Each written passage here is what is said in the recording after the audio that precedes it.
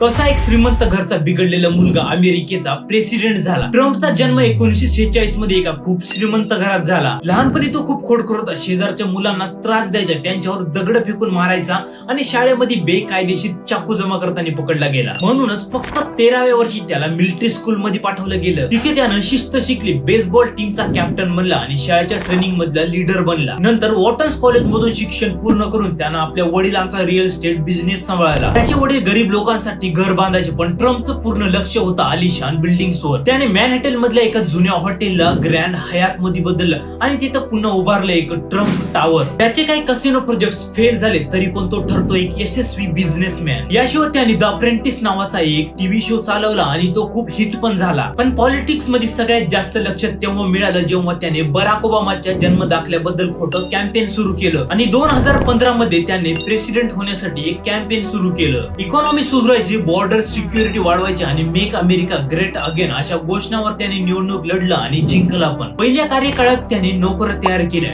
Tax कमी केला आणि बॉर्डरवर नियम कडक केले. पण कोविड-19 ला तो हँडल करू शकला नाही आणि तो परत हारला आणि 2024 मध्ये त्याने पुन्हा कमबॅक केला. आता तो मॅड मॅन स्ट्रॅटेजी वापरतो आणि स्वतःला अनप्रिडिक्टेबल दाखवतो आणि असं दाखवतो की तो जिंकण्यासाठी काही पण करेल. पण ही स्ट्रॅटेजी कधी कधी त्याच्याच अंगी येते.